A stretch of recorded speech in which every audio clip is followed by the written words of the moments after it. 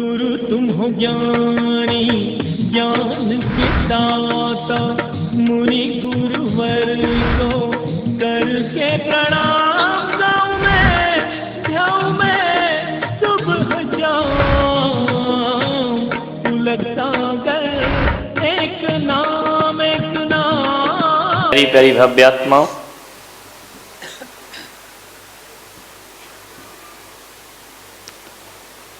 पूजाएं दो प्रकार की होती हैं।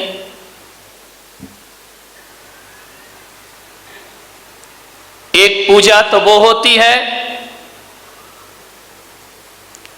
जिसमें भगवान को कुछ अर्पण करना होता है,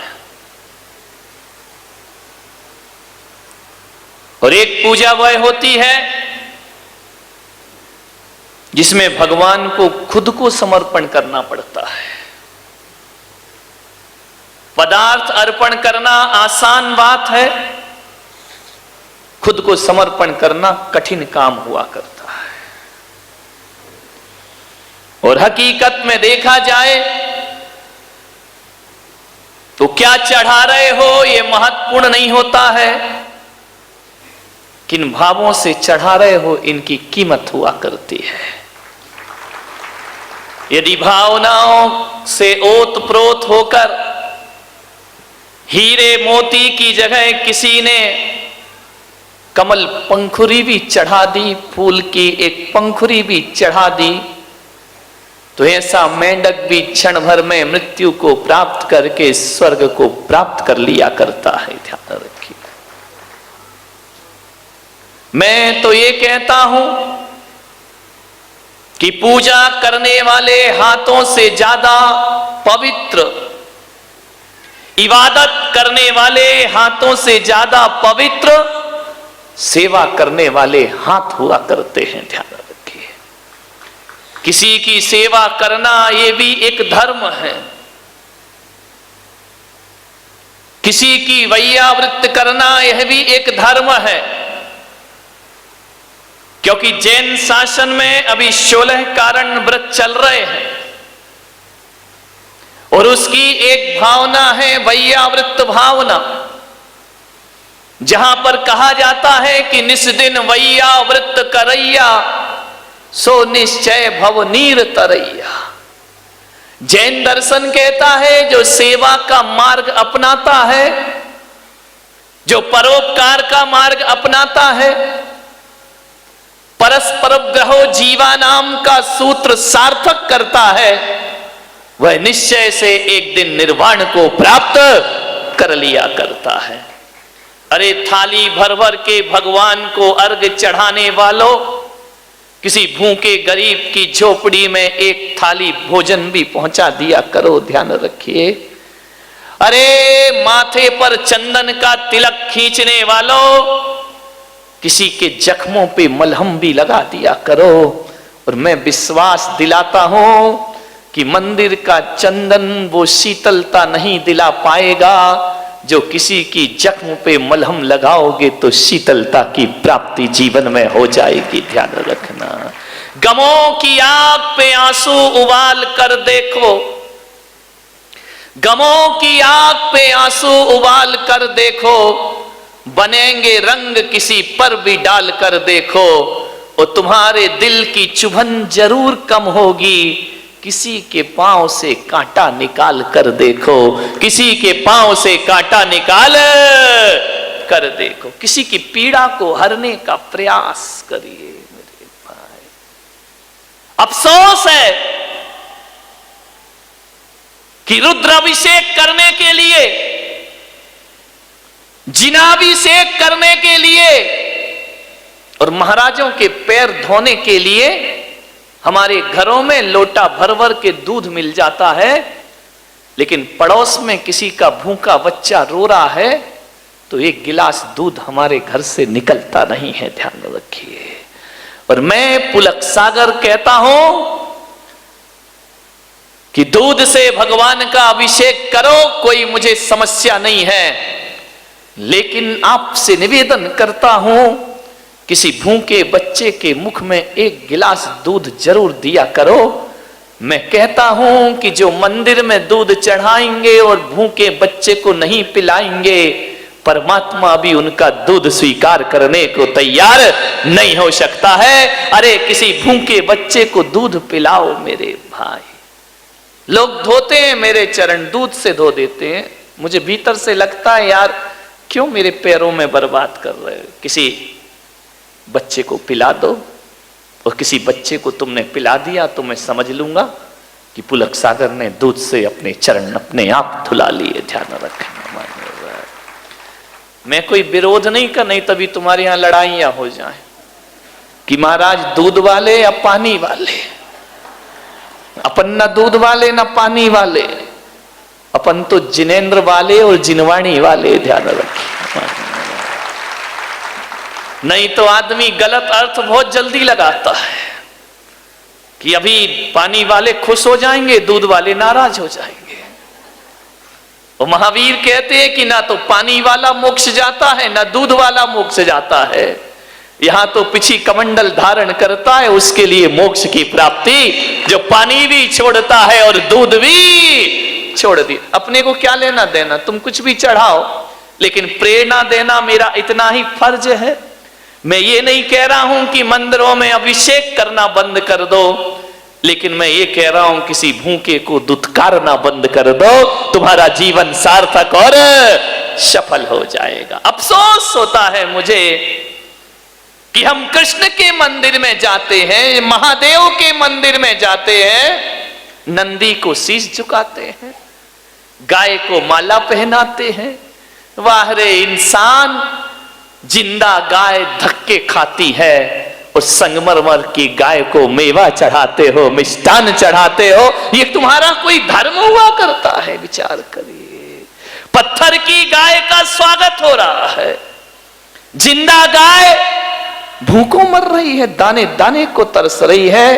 पत्थर की मूर्तियों को भोग लग रहे हैं, 56 भोग, और जिंदा भगवान जो दरिद्र नारायण है वो मंदिर के सामने भीख मांगता फिरता है। ध्यान रखिए मान्यवर, पत्थर की मूर्तियों के लिए बहुत विशाल मंदिर है। अरे मंदिर बना लिए अच्छी बात है, मैं इसकी बुराई नहीं करूंगा, लेकिन मैं आपसे एक ही आग्रह करता हूं कि किसी गरीब का झोपड़ा भी बनाकर देखो, तुम्हारी जिंदगी को सुकून प्राप्त होगा, तुम्हारी जिंदगी को आनंद प्राप्त होगा। किसी गरीब का झोपड़ा भी बनाओ, 1000 दीपों से भगवान की आरती करते हो तो किसी अंधेरे घर में जाके एक दिया जला दिया करो, वो भी भगवान की पूजा है, वो भी ईश्वर की पूजा है। ध्यान रख, इससे बड़ी क्या इबादत होगी?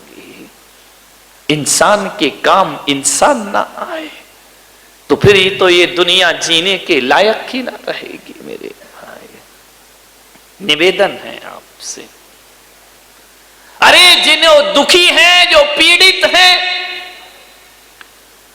उनकी बदकिस्मती होगी, लेकिन उनकी बदकिस्मती को देखकर मजाक मत बनाना। जितना हो सके सेवा करना, ध्यान रखना। एक भिखारी जब तुम्हारे घर में भीख मांगने आता है तो ये मत सोचना कि वो भीख मांगने आया है। इस देश के त्रिवल्लुवर आचार्य ने लिखा है कि कोई भिखारी यदि तुम्हारे घर भीख मांगने आए तो ये मत समझना कि भिखारी भीख मांगने आया है। वो भिखारी भीख मांगने नहीं आया, वो तुम्हें सीख देने के लिए आया है। और वो भिखारी कह रहा है कि जो भी तेरे हाथ जेब में हो मेरे कटोरे में डाल दे, और यदि है और नहीं डाला तो एक बात याद रखना, कटोरा का हाथ बदलने में ज्यादा देर नहीं लगा करती है। मेरे हाथ का कटोरा तेरे हाथ में, क्योंकि मैंने भी पिछले जन्मों में कुछ नहीं दिया, होने के बाद मैंने कुछ नहीं दिया, तो आज ये कटोरा मेरे हाथ में है। और आज तेरे पास से नहीं दिया तो मेरे हाथ का कटोरा कब तेरे हाथ में चला जाए, कोई भरोसा, जिंदगी का कोई भरोसा नहीं मेरे भाई। कब किस्मत करवट बदल ले रातों रात लाखपति खाकपति हो जाते हैं, और ऐसी भी किस्मत जागती है सड़क छाप महलों का वासी हो जाया करता है। ये तकदीर का खेल है, ध्यान रखना, ये तकदीर है। रामनाथ कोविंद को कौन जानता था? वो खुद नहीं जानते थे कि मैं कभी राष्ट्रपति बनूंगा। मिट्टी के घरों में पैदा हुए, कच्चे मकानों में, दलित परिवार में पैदा हुए, पढ़ाई का इंतजाम तक जिनके पास नहीं था। मेरे भाई, जब राष्ट्रपति का चुनाव का अवसर आया तो पूरा देश तो क्या, जितने भी दल हैं वो भी नहीं जानते थे कि रामनाथ कोविंद एक चमत्कार बनकर के नाम प्रकट हो। कितनी अटकलें चल रही थी। कोई बोला कि आडवाणी बनेंगे, कोई बोला सुमित्रा महाजन बनेगी, एक से एक अटकलें चली। लेकिन ध्यान रखना, ये मोदी ने कुछ नहीं किया है।